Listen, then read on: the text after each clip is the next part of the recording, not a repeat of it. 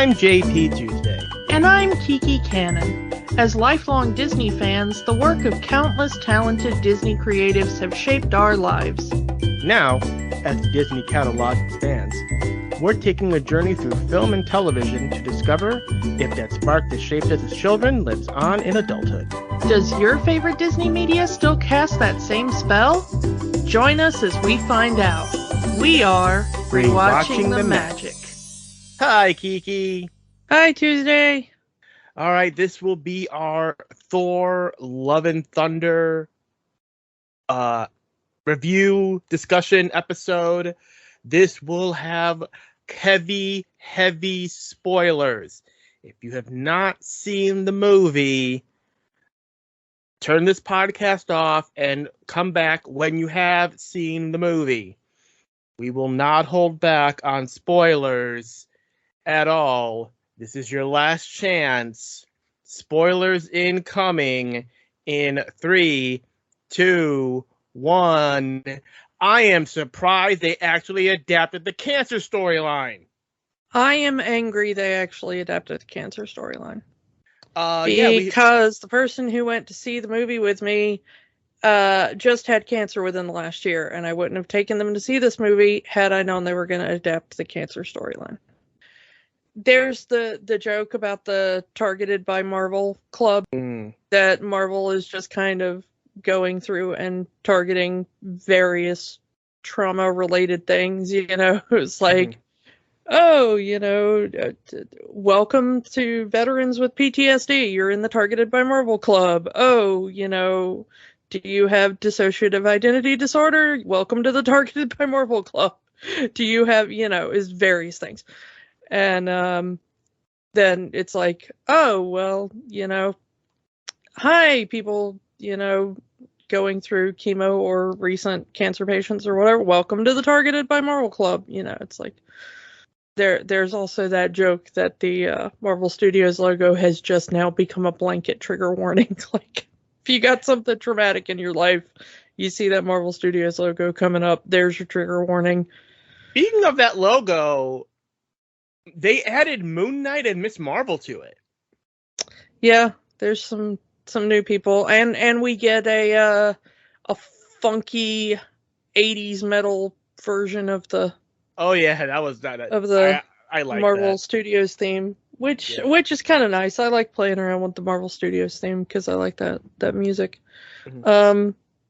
So yeah, that's point number one that did not please me too much about this film, is that we had talked about it before when the trailers came out of why is Jane going to become the mighty Thor, and we talked about in the comics it was, the cancer thing, and I said then that I did not want them to do that storyline, and they went ahead and did that storyline. So yeah. In the comics, it's explained that every time she turns into Thor, she's essentially purifying her body, meaning she's extracting all of the chemotherapy from her body, which means the cancer continues to grow. In this version, it's explained that because she is a mortal person, it is literally taking all of the strength that would have fought the cancer to continue using the powers of Thor. And I don't know which one is better or worse. I mean, it wasn't even explained that well in the movie. It's just like every time you use the hammer, it's draining you or something. There's like one line. I mean, there's the doctor that says something is keeping her from her natural healing, or something is keeping her from fighting the cancer, and Thor figures out, oh, it's the power of Thor. It's taken so much of her energy just to wield it that she has none left to fight the cancer. Sylvig is literally just zooms in. It's literally on a Zoom call, and that's all we get. The cameo, we get a 5-minute cameo from Darcy. That was nice, but she really wasn't needed in this movie. Speaking of people who weren't needed in this movie, the Guardians of the Galaxy. I mean, it was fine to see them, but they were in this movie way more than they were needed, which was not at all. I mean, the last time we saw Thor at Endgame, he was with the Guardians. Yes. So we kind of needed to show where that was. So, but we've got so much Korg narration. We could have gone with, after bouncing around on some adventures with the Guardians of the Galaxy, Thor and Korg were, yeah. I mean, we really didn't need like a whole action scene with them. Yeah, like first act of, and here's Thor just being annoying to the Guardians of the Galaxy. Because it didn't add anything to the film. Other than we could have spent that time learning more about Gore and how Gore, got on his rise to power, and, maybe given more time to Sif. Oh, Sif. We talked about how they did dirty. We talked about Thor Ragnarok, how they did the Warriors 3 dirty. And I was thinking, so I'm so glad they did not do that to Sif, because she was unavailable, because Jamie Alexander was unavailable.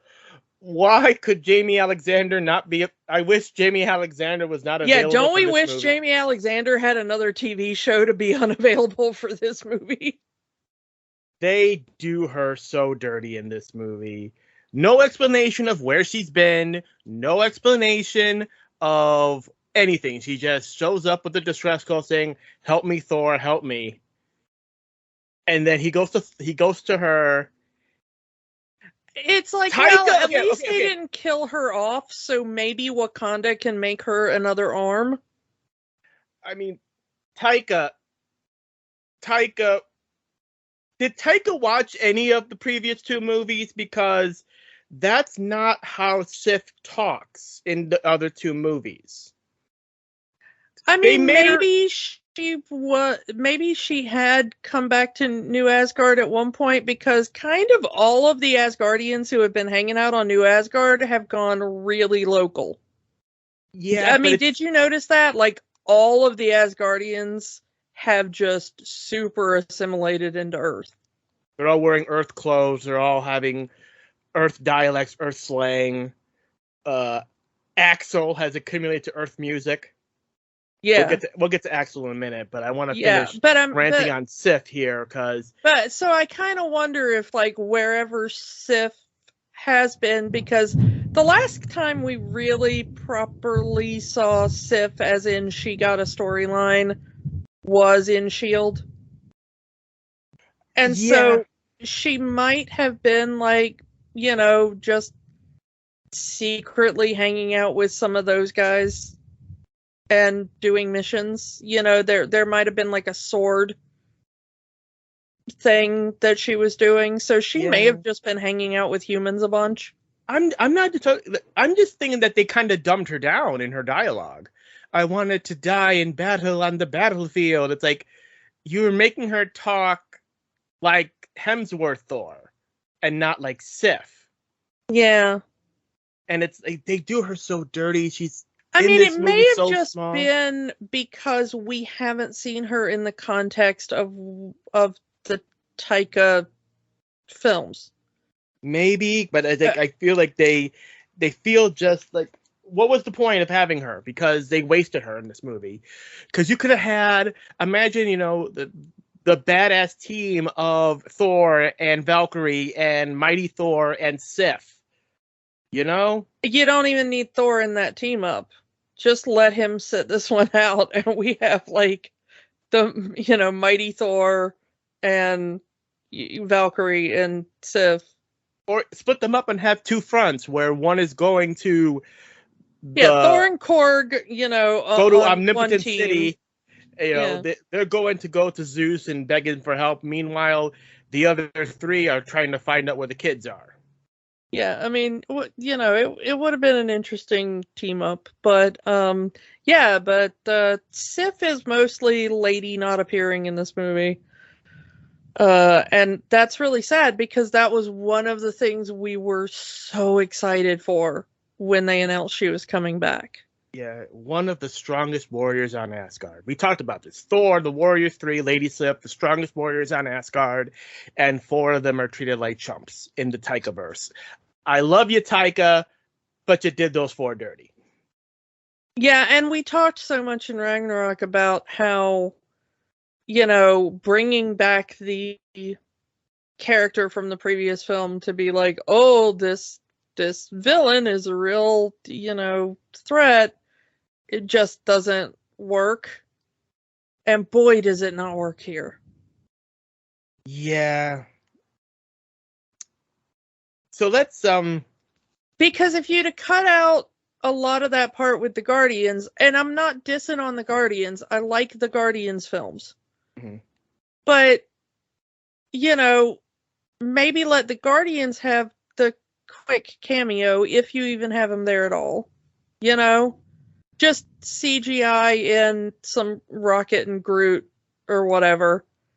Then let Thor get on with his movie, and the Guardians can get on with their movie.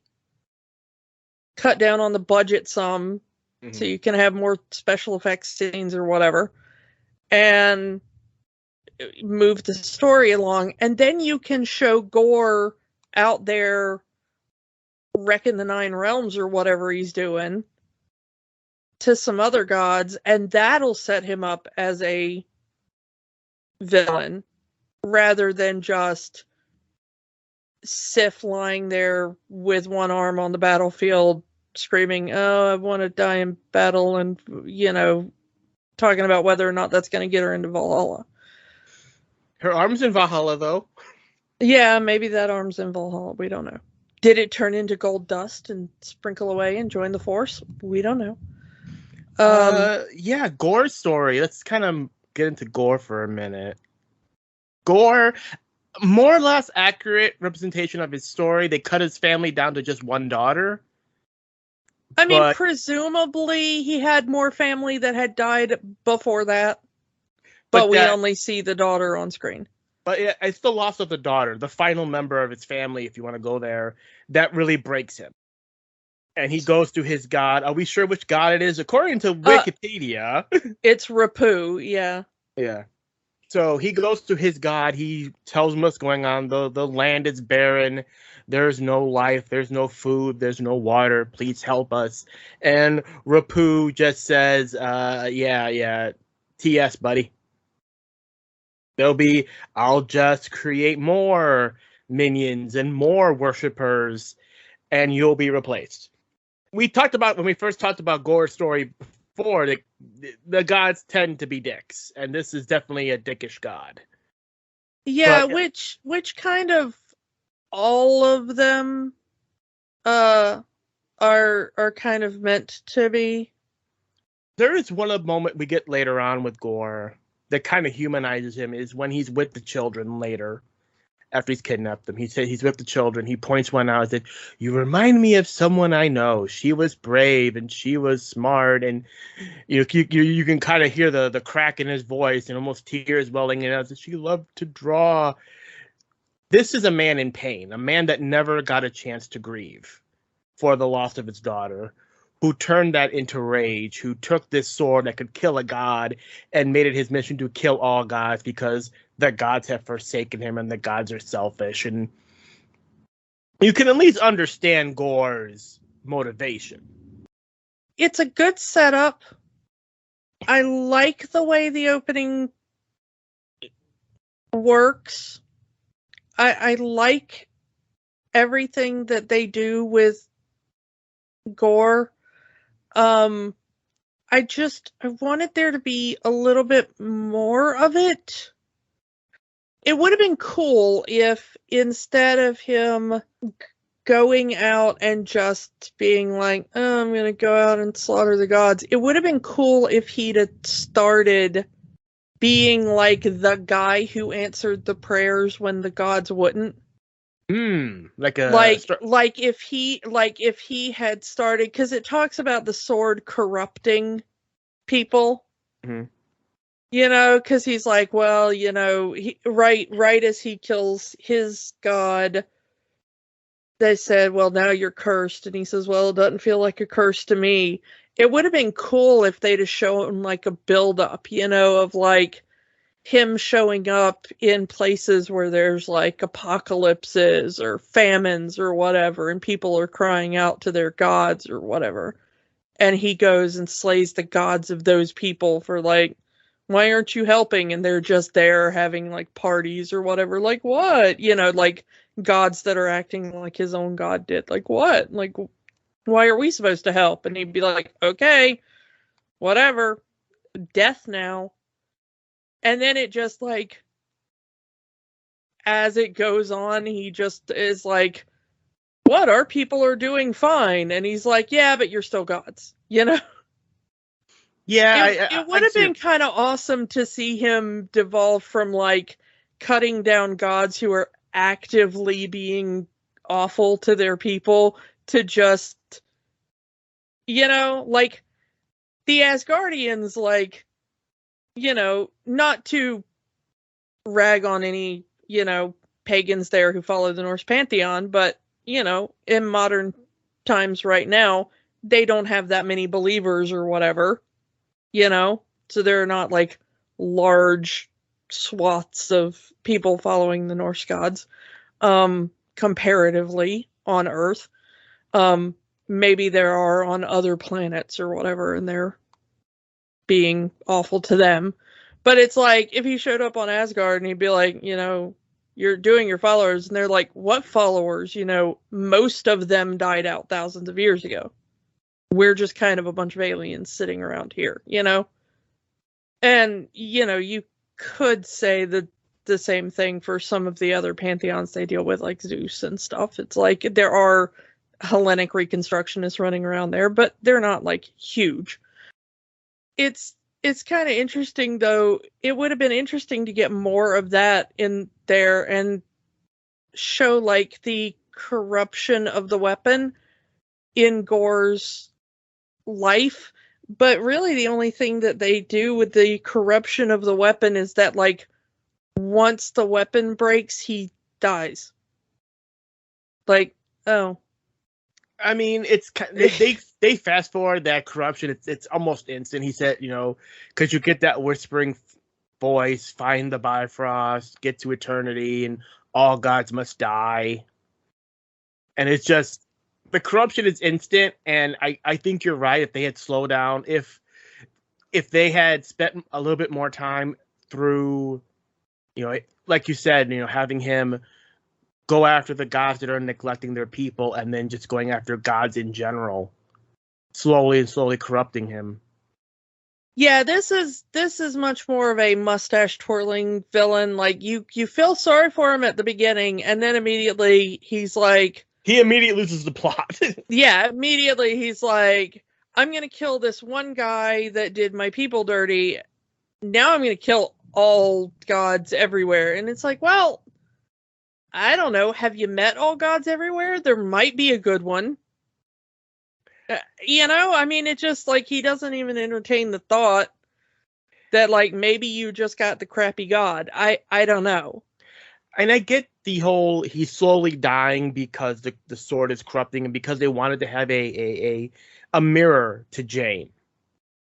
Like Jane is dying and she's using the last of her life to do something good. Gore is slowly dying and he's using his power to kill. Likewise, Gore also has a mirror in Thor, in that Thor also believes that all gods are benevolent, all gods are good, and then when he gets to where the home of the gods are, he sees that the gods are just selfish. The gods are scared. The gods are in hiding because they don't want to fight Gore.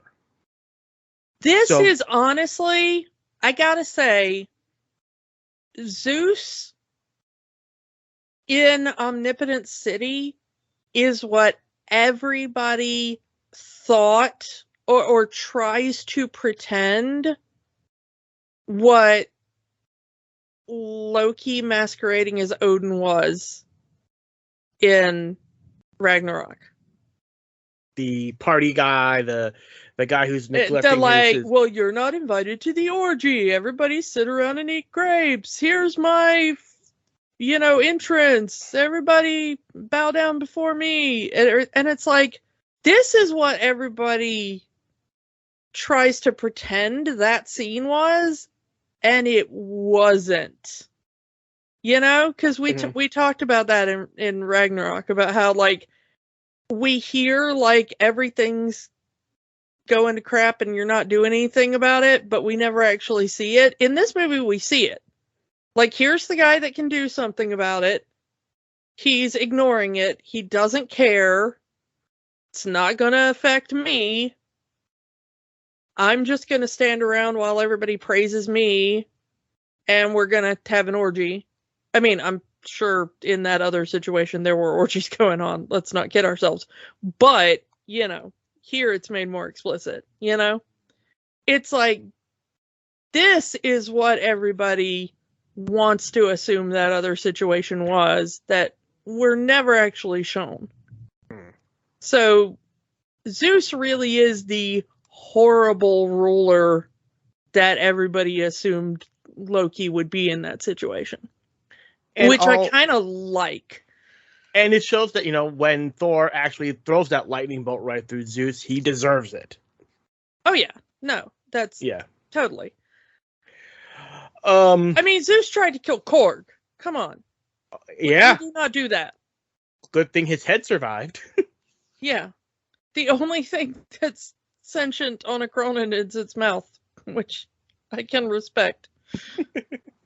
I do want to throw out one more complaint, and I don't know how Taika is in terms of the internet, but putting a 10-year-old meme in the screaming goats. Oh, well, I mean, that's just also part of Norse mythology. So yeah, but it's kind of an old meme. It's a dead meme. They did not. Also, that's just you are a city boy who has always lived in the city, and I'm going to point that out. I, however, have lived on the other side of the fence from farmland and goats, and have lived in countryside for at least part of my life. Goats scream a lot, especially depending on the species of goat.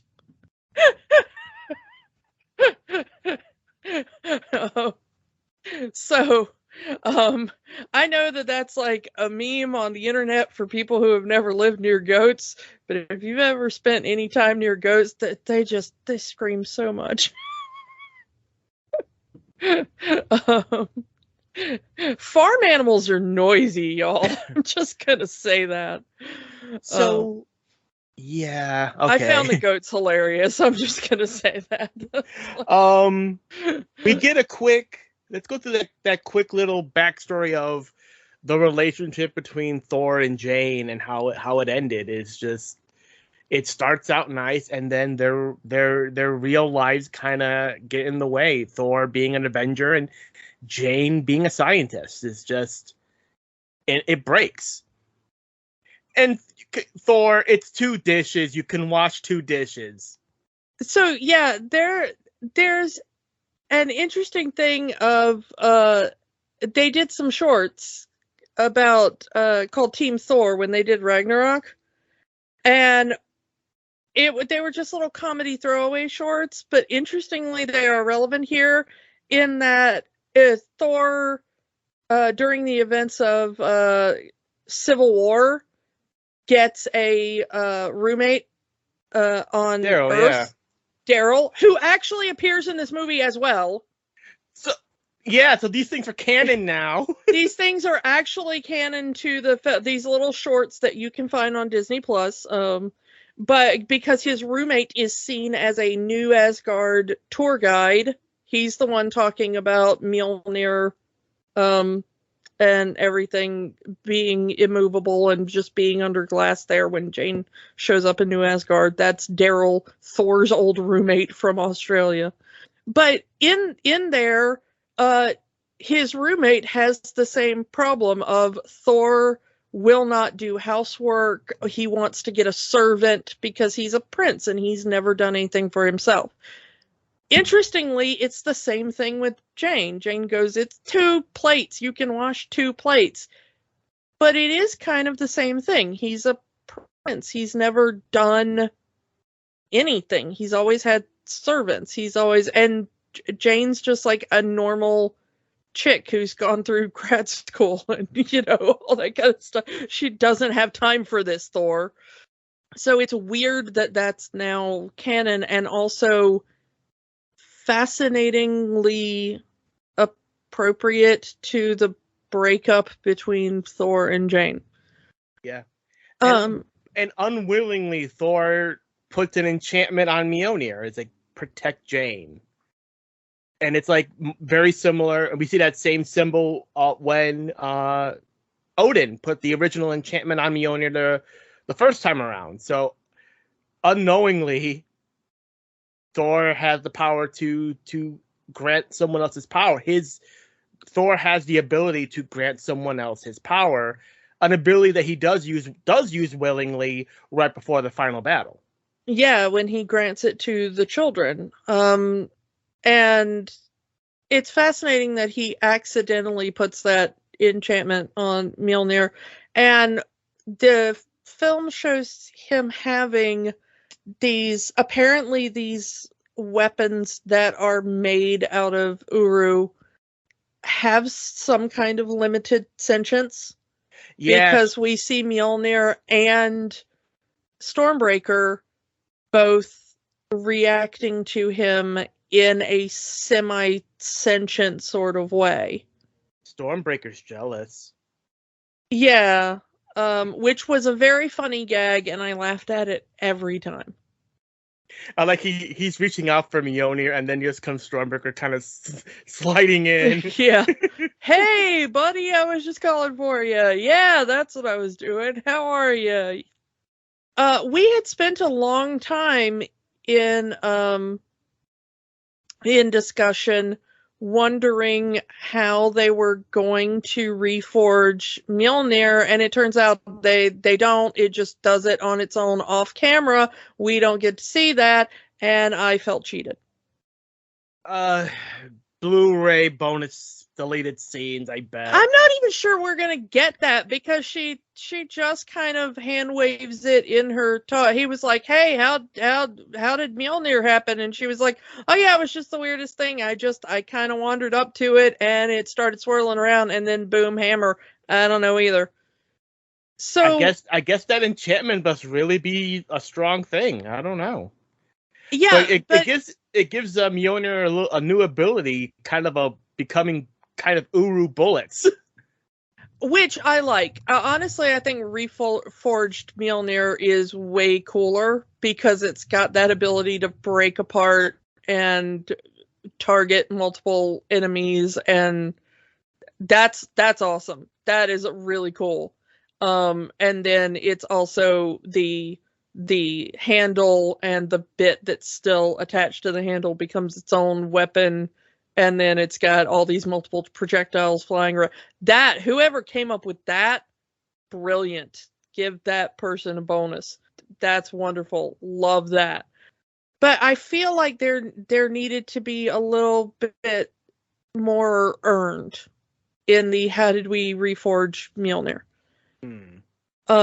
Because it's been a question, we were right that apparently it just stayed at New Asgard. I like that they just built an amphitheater around it, just dug out ground around it because nobody could move the shards. Oh, we got the actors back. Yeah, we got Matt Damon back. We got Liam Hemsworth back. Sam Neill, I think. Yeah, Sam Neill's back. And Melissa McCarthy. Yes. It was this one I didn't know about. Luke Hemsworth, by the way. We're getting our Hemsworths all mixed up. Hemsworth, yes. But we've got a whole bunch of Hemsworths in this movie. We got a whole bunch of Hemsworths. We don't just got Chris's brother. We got Chris's son and daughter, who plays Love, Gore's daughter. We're just lousy with Hemsworths, just in general. So a lot of Hemsworths. Yeah. I love kind of everything we see about New Asgard. I love that it's a tourist destination that is just a really goofy tourist trap now. Infinity cones. Yeah, infinity cones, the ice cream shop. I love the little all the cruise ships that go there. I love the Old Spice commercial that Valkyrie is doing. Before we started recording, you were talking how you were trying to catch up on The Boys, so this is pretty much that. Yeah, it's so everything about it is so goofy and kitschy, and you know that if just a group of aliens landed and were like, hey, can we go set up a sleepy fishing village, everybody immediately would be like, hey, we got to go to the tourist trap fishing village that has all the aliens in it. You know that would immediately happen. You know that's what we would do with it. Meek female? Huh? Meek's a woman, apparently. Because Meek is wearing a lady's business suit and is addressed as a woman throughout this movie. I did not. I don't know if this is a change or what, but yeah, Meek has a job. Meek is wearing a lady's business suit. Meek has stroke at New Asgard. Go Meek. Yeah, and what's so funny is that little joke where Thor is trying to give the speech and the dry erase marker is squeaking. I was about to yell at somebody in the theater. I was looking around for who was making that noise. And then it's Meek. and then it was me. And then I realized like it was in the movie. But I was wondering who was making the annoying noise because it was not immediately apparent it was coming from the film. Because of the way the sound in the theater was being generated. So I was looking around for who to yell at in the theater. And then all of a sudden Thor stopped talking and was like, who is making that noise? I was like, oh, okay. I was going absolutely bonkers trying to figure out who to yell at.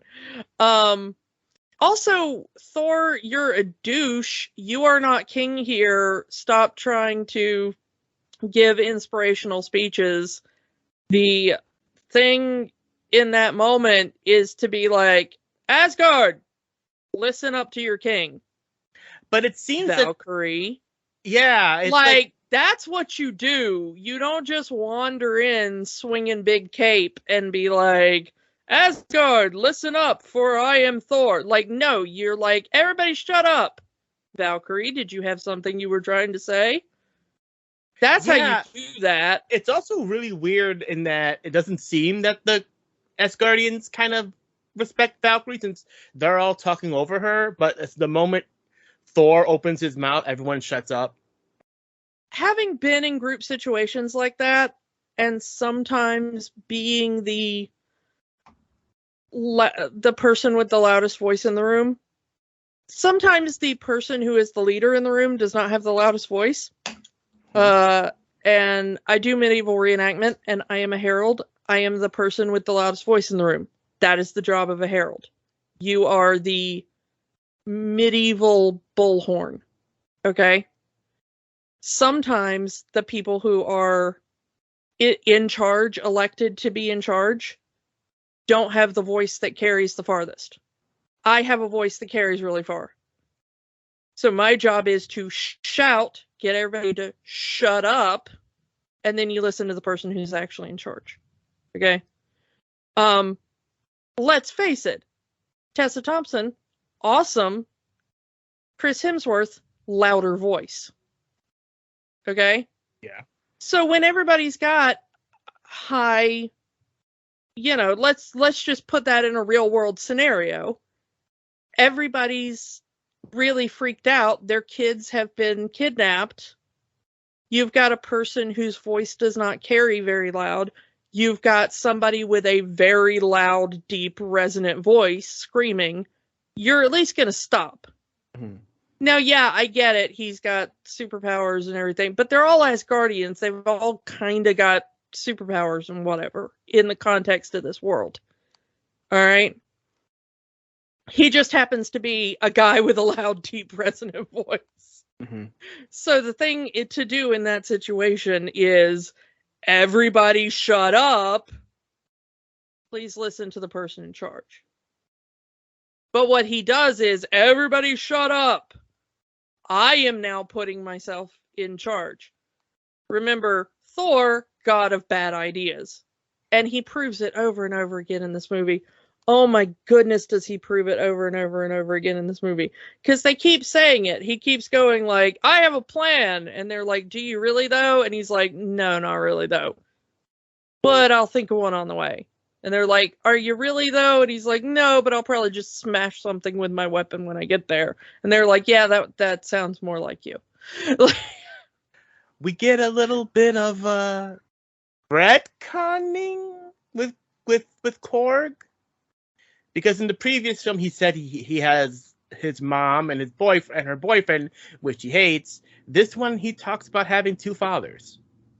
Well, yeah, the thing is, though, is that it could be a retcon, or it could just be a different familial structure. We don't know the Cronin structure in the MCU. We don't know that. We don't know. It could be that, like, in order to procreate, that's what you have to do. And there could be, like, and then the raising of the child is done by, like, we don't know that. Okay? But, you know. So, whether or not it's a retcon or not, I don't know. But I will say that this is something I wanted to get into, and this is a good segue. We get more Disney gays in this movie than you can shake a stick at, which is more of the Taika Waititi, everybody is queer and a screw-up, which is a vibe I love. Don't get me wrong. It's the thing I love most about Taika, is it's Taika's universe and everybody is a queer screw-up. And again, as a queer screw-up, I love this representation. Keep doing it, Taika. But unfortunately in this film, it just means that it is filled with Disney gays, and I am getting sick of the Disney gay. Yeah, we get Korg finding a husband at the end of the movie, holding hands, and that's all we see. The one line. Yeah. Valkyrie longs to be with a woman. Her bisexuality is we do get the confirmation that your girlfriend died in battle, which is everybody kind of figured that the chick she's holding in that memory Loki shows her in Ragnarok was her lover, yeah. And Korg does say in a weird little speech, is it because you lost your girlfriend in battle and you want to go back and, you know, and she confirms that. And then she has the one little bit where she kisses the hand of one of the Olympians and then jumps away and runs off. I mean, you had mentioned in our Ragnarok review of having Sif and Valkyrie get together, which I am all for, and I wish they had leaned into that in this movie. But they don't really get any screen time together. They're both in New Asgard at the end of the movie, and that's the closest we get to that.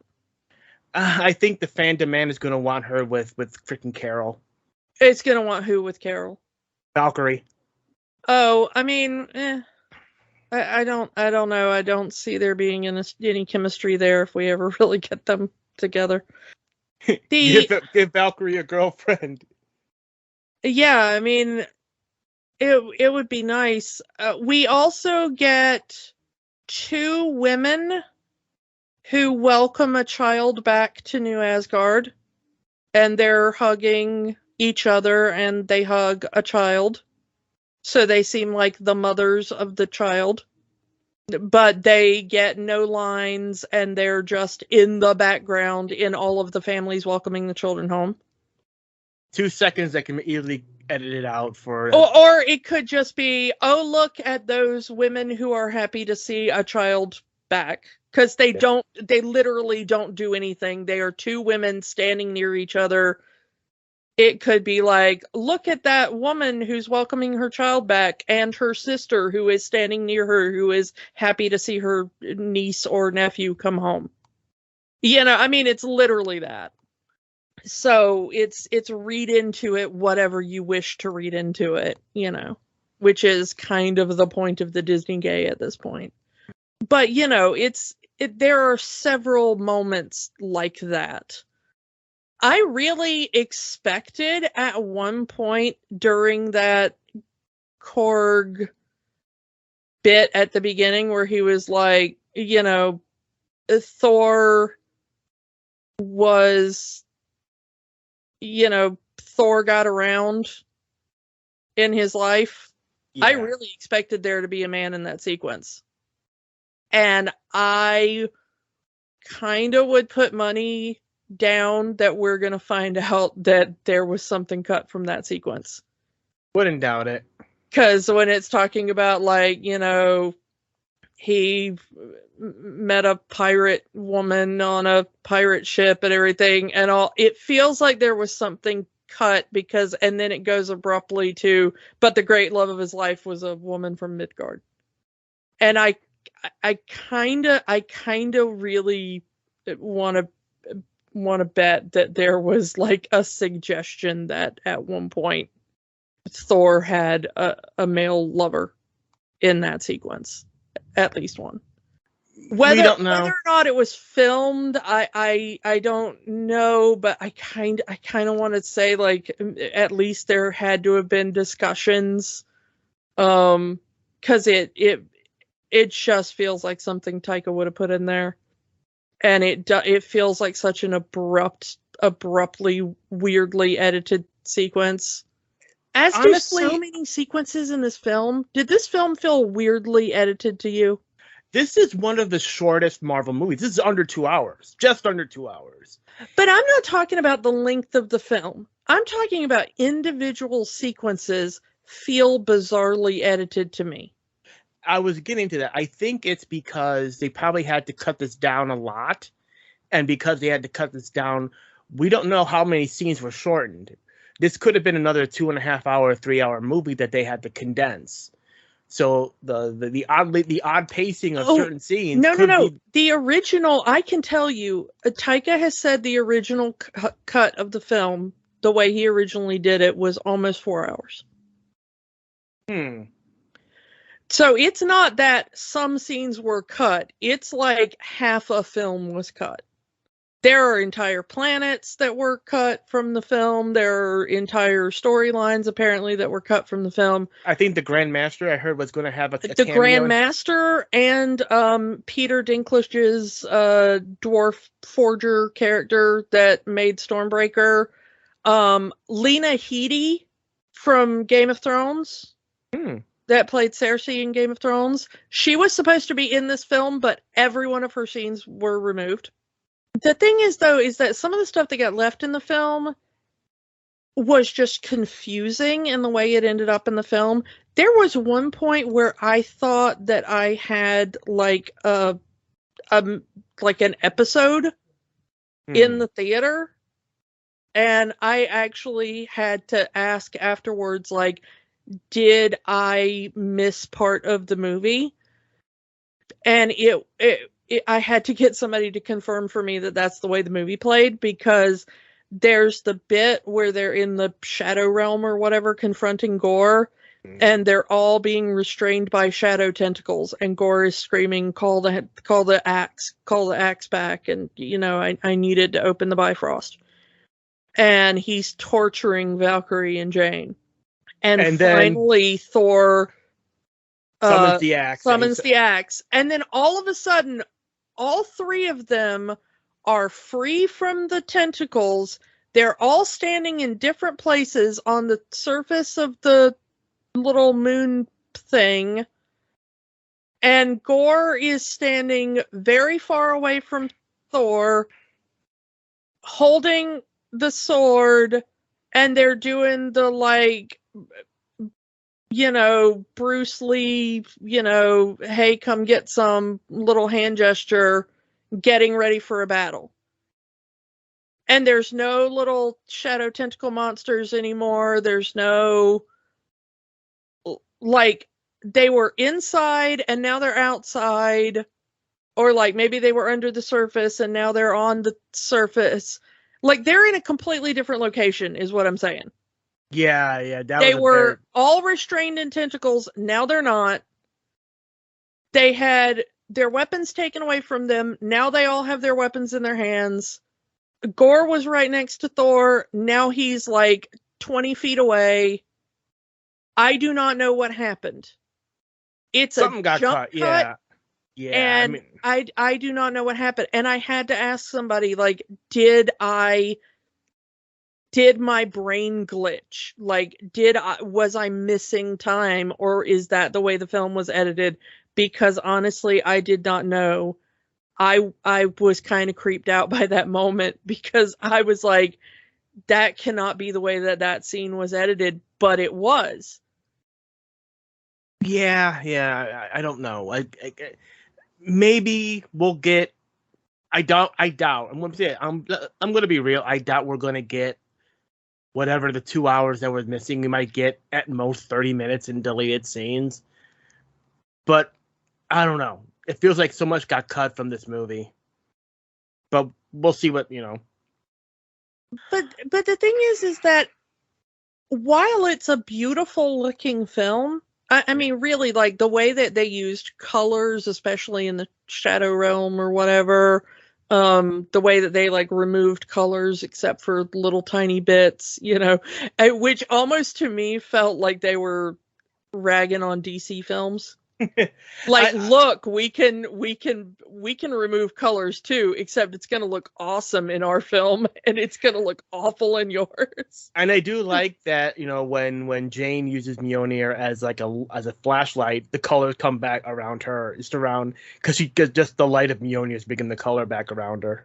Yeah. The way that they kind of desaturate that one little bit and, they bring back pops of color, depending on, her using Mjolnir or the way that Thor's lightning hits or whatever. But the way that they use that, the way that they film it, the colors in the Guardian scenes, the way it is filmed, the use of the camera, the special effects. I mean, this is a beautiful film. The way it is edited in the finality, I'm not saying that it's not edited well within individual scenes, but then there are these massive chops. And I'm gonna call it that we're going to find out that there was some sort of massive executive meddling, because this feels so out of place for something that Taika had a hand in. I'm thinking that they probably got some responses from like Spider-Man and from Multiverse of Madness about length, and their thing was, okay, we need to cut this down. It's not going to be any more than 2 hours. Cut out what you need to cut out anything that's non-essential. Keep this under 2 hours, one way or the other. And this is what we get. That's my guess. I have no proof. I'm pulling it out of my butt, but that's what it sounds like. Yeah, I don't know. It's so, I mean, some of this stuff I'm going to say could not have been, it was always not going to be to my liking no matter what you did with the editing. The fact that they pulled in the cancer story and absolutely fridged Jane will always make me mad. Because, and you can say like, well, they didn't fridge Jane or that came directly from the comics. Like, no, that is a fridging. That's the definition of the fridging. Because what is the point of this film? The point of this film is, let's teach Thor to open up his heart and love again. How do we do that? We do that because his girlfriend died. That's how we did that. his girlfriend died, and her dying words were, "Oh, please don't let my death close your heart off again. You're a precious little cinnamon roll. And my death is noble and poetic because I have cancer." No, screw that. You did not say anything profound about the nature of life and death. You did not say anything noble about cancer. Without putting too fine a point on it, I have an entire side of my family where every single person in it has gotten cancer. Some of them have survived, some of them have not. And that is not, I'm not like being, hyperbolic when I said every single person. You look at my medical history and it's like, oh, did this person on that side of the family have cancer? And it's just yes, check marks down the board. Okay? So this is a personal thing for me. This movie does not say anything profound about love and death and cancer. It's a plot point, and it's disgusting. And I expected better of the team that made this film. This was ham-fisted and pathetic in the way they did this. And you can fall back on, it was in the comics and we took it from the comics. But you know what? You're remixing everything from the comics anyway. Find a better story. And find a better way to motivate your men than when a woman I love had something horrific happen to her. And if you want to do the Mighty Thor thing and you want to have her die at the end, find a better reason for her to take the hammer and have her go out in glorious battle like she says she wants in that scene with Valkyrie.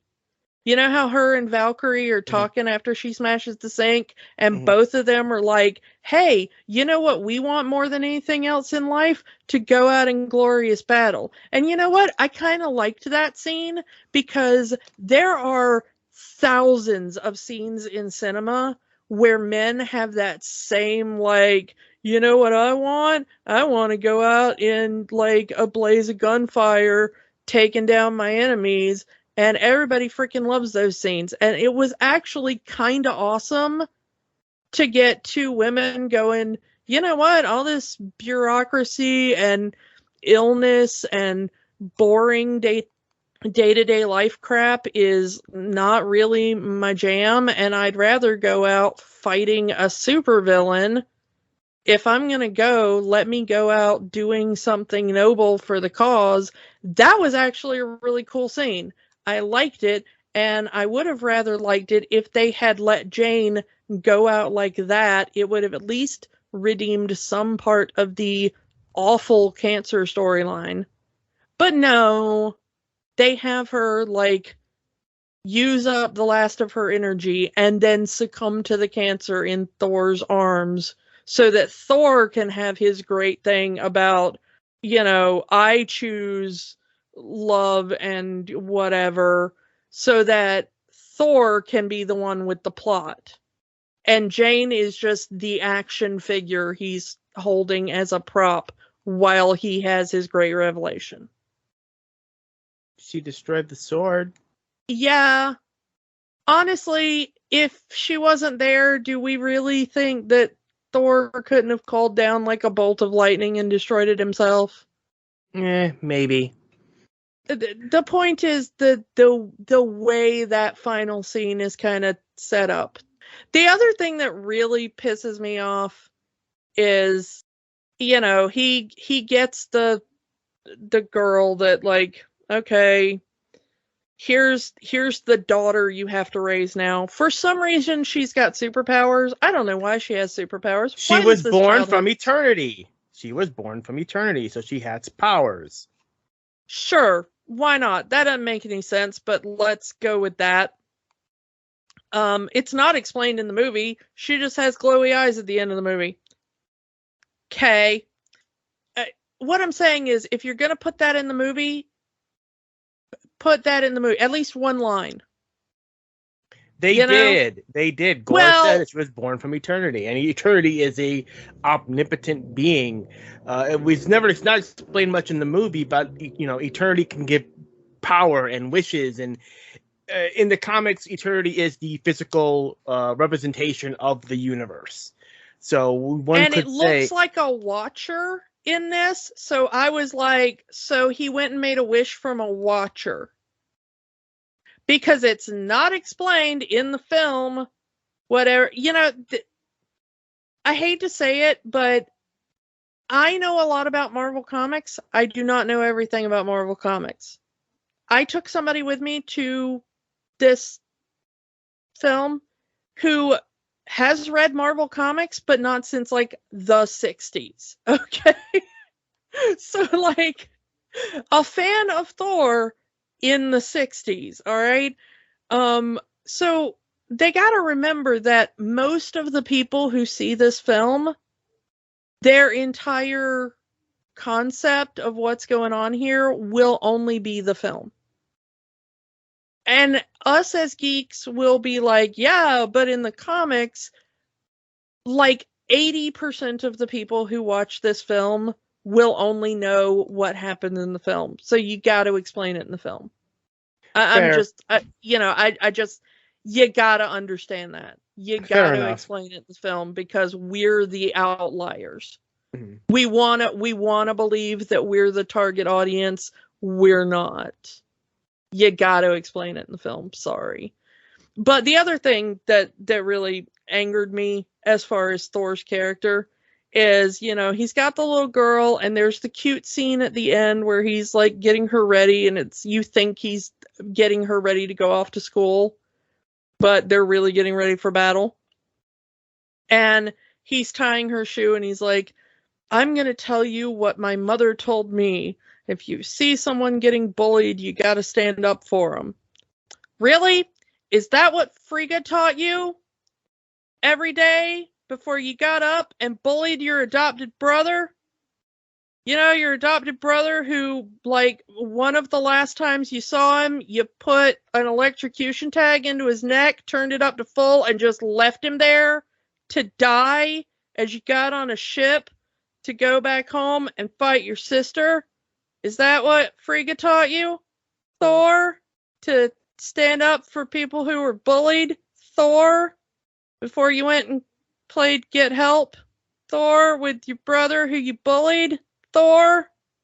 Seriously, if I had been watching that movie at home for the first time, I would have thrown something at my TV screen. It was only that I was, like, in public that stopped me from, like, hurling something heavy at the screen. Let's shift gears here because I want to talk a little bit about Axel, Heimdall's son. I loved Axel. Best new character. Yeah, I mean, I what was his other name? Astrid? Astrid, yeah. Astrid. So yeah, and he gets accustomed to Earth music. He really likes Guns N' Roses, hence the name Axel.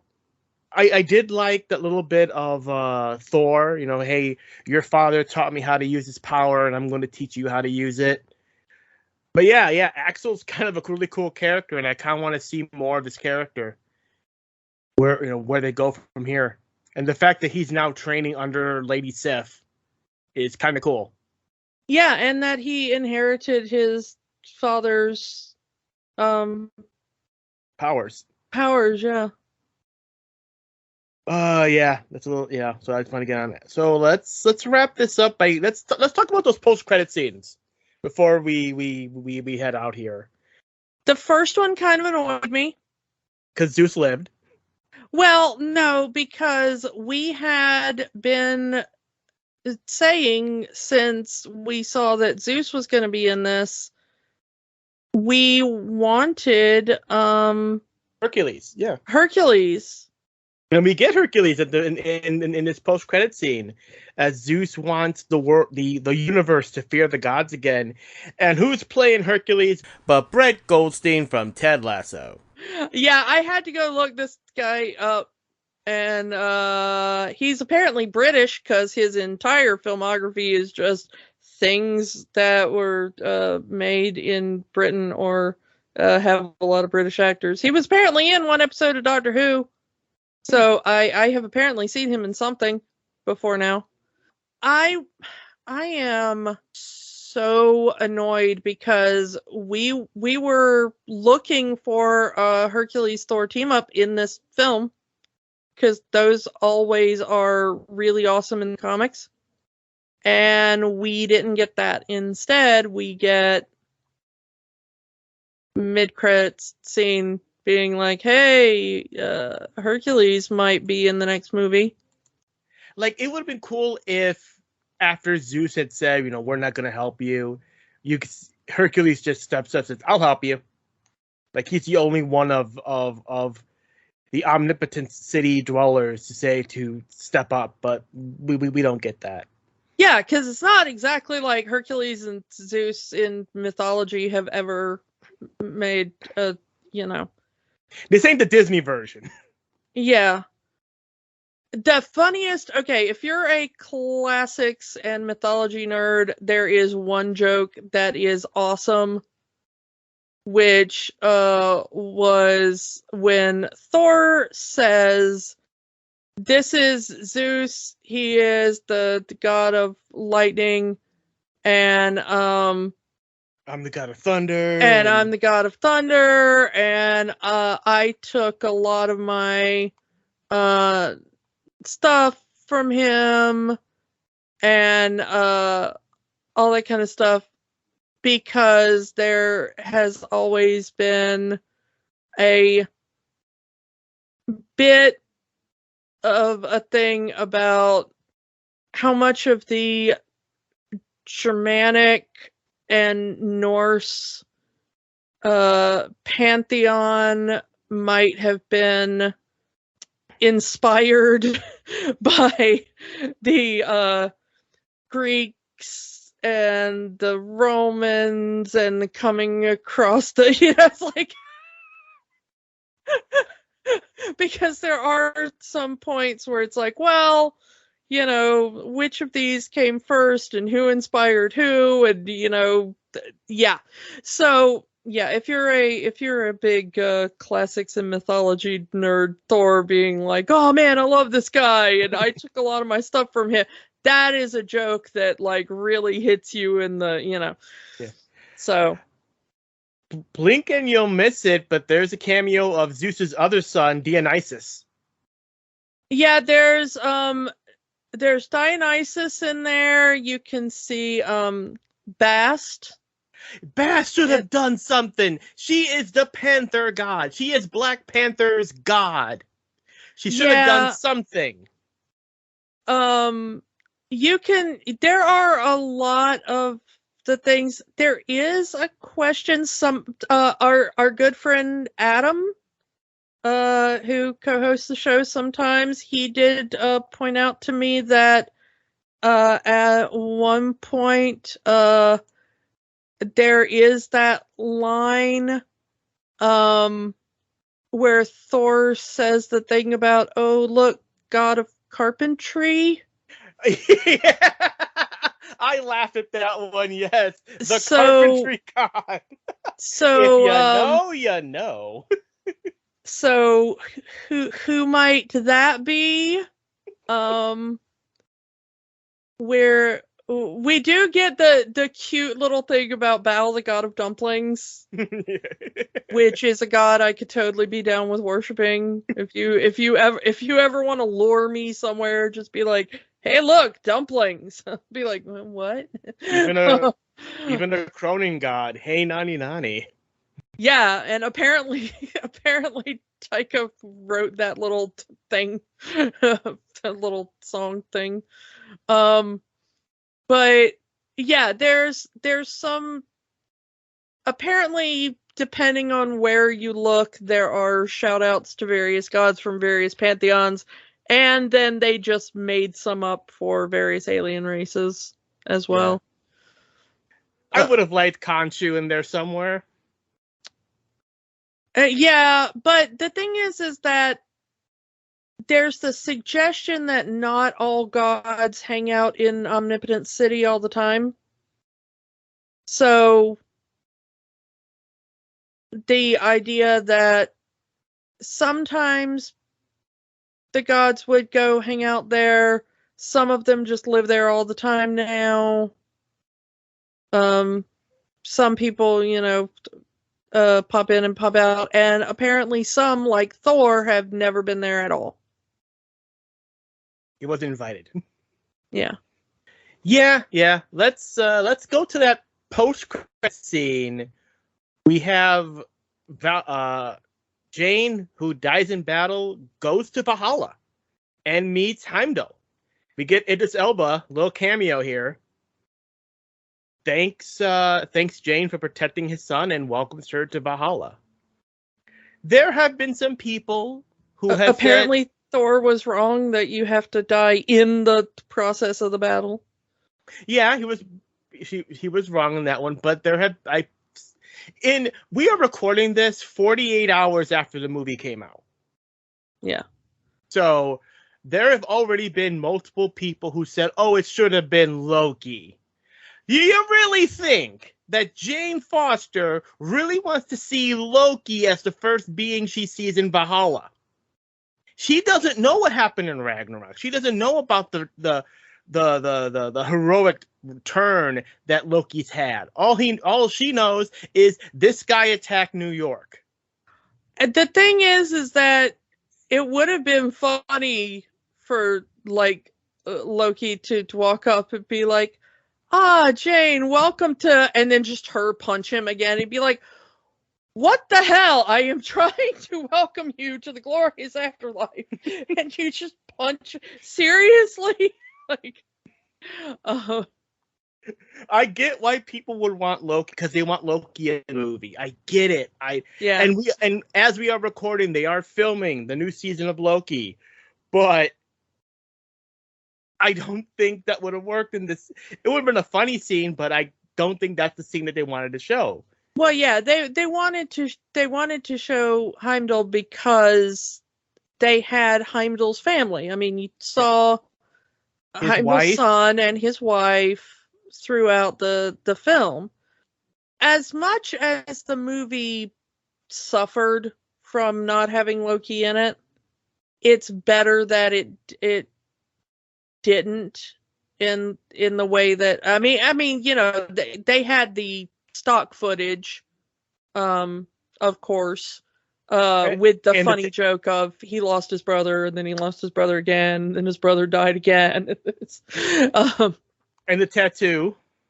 Yeah, and then the tattoo, which is much more elaborate than we thought it was, because you do get that close up. It's a very short close-up in the actual film, so hopefully, once we get the good screenshot. Wait about 45 days and they'll be on Disney Plus. Well, yeah, but I mean, it'll be on the internet sooner than that. But once we get the good screenshot of what all of his various tattoos are, and we can see, because I'm sure there's probably shout outs to the Warriors 3 or whatever on there as well. And, we can kind of get, but they, his Loki tattoo is a bit more involved than you can see from the bit in the trailer that people screenshotted. All right. So in general, I did like the movie. I there's a lot of hate going for this movie right now. I don't get it. I mean, from your perspective, I get it. But there are people who just don't like the fact that this is a jokey movie. But then again, we talked about this in our Ragnarok episode. There are people who just did not like Ragnarok because it was jokey. And this is more of the same. This is Here's the thing I'm going to say about it. I wish there had been more jokes. I think my problem with this movie is that there weren't more jokes. I know that sounds weird. Um, this, like the Guardians films are very jokes. If this movie had wanted to be more jokes, please, I would have liked it more. I feel that it was trying to be too many things. As was pointed out to me, you can't call this a romantic comedy because it ends in a tragedy. If it wanted to be a romantic comedy, make it a romantic comedy. I would have been down for that. Thor the romantic comedy, yeah, I'd go see that. But this is not that. If it had wanted to be Thor the comedy without the romance, I would have also gone see that. If it had wanted to be Thor the 80s inspired action movie, that sounds super cool. I'm down for that. If it had wanted to be Thor hunts down the guy that's killing all the gods, I would have gone and seen that. If it had been Thor the tragedy of whatever, I would have been less into that, but it's still a Thor movie, and it would have probably needed Loki at that point. But it tries to be a little bit of all those things, and thus it kind of fails at any of them. When you try to satisfy everyone, you end up satisfying no one kind of deals. Yeah, and the thing is this is still an enjoyable movie. It's still better than Dark World, minus the fact that Dark World has Loki. You know? And that's always going to be my thing. Like, do you want to see something, do you want to see a Marvel project? Yes. Does it have Loki? That's always going to be at the top of my list. Below that, it's going to be starting in a ranking of things that does not have Loki, But, it's still, minus that one thing, better mostly structurally than Dark World. Because at least I'm going to remember what plot it tried to have. Mm-hmm. Which is a thing I really have trouble doing with Dark World. I'm not saying that there's not fun here, but I don't know, it's so sloppy in places, and they made such horrible choices. All the things that I talked about disliking in general filmmaking terms in Ragnarok. Like, I really love Ragnarok, but filmmakers, please don't do this. All those things that came up in Ragnarok, it's like they put every single one of those things in this film. And so it was like, oh, this is just a pancake stack of don't do that, please. With a syrup of, I'm guessing, executive meddling on top. I can't prove that at this point, but I would put down a lot of money on we're going to start hearing stories pretty quickly of, well, they wanted to do this, and then the executive said, Mm-hmm. And I'm going to guess that we're going to start to get drips and drabs that the movie that was planned was probably going to end up better than the movie we got. Mm. And that executive meddling probably turned it into what we got. But at the end of the day, I still think the biggest problem is that they chose the wrong storyline for why Jane is back and why she is Thor. Sorry. You should have picked a better reasoning for that. Fair enough. Thor will return. I assume he's going to be part of the Guardians movie. Yeah, that is a thing I didn't think about. They didn't say Thor will return in another Thor movie, but I guess Hemsworth's still under contract, so... Unless they're going to bring back Jane from the dead. I mean, it is in the mythology that they do come back. I mean, even in the comics, even when an Asgardian dies, Even Jane herself, who has died, has come back. Well, yeah, I mean, nobody's ever really dead in comic book movies as long as you can pay the actor enough money. Yeah. But I do think that Natalie really wants out. I mean, I really do. So I really think Natalie is wanting to be done. So you think this is another Harrison Ford situation where they only came back so the character can die?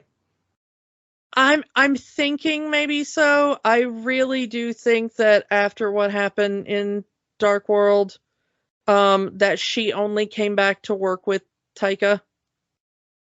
Apparently Taika wants Natalie for his Star Wars movie, completely forgetting the fact that she was Padme. I want to know Taika's secret. Taika apparently is the one person on the planet who was capable of forgetting the prequels, and I want to know how he did that.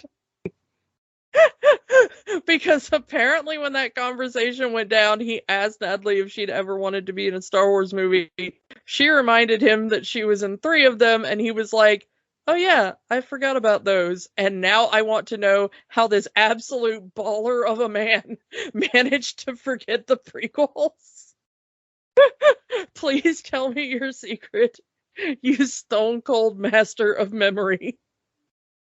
But yeah, I will say that there is some magic here. It's just not as much as I was hoping for. I had been so looking forward to this movie, and it is not what I wanted.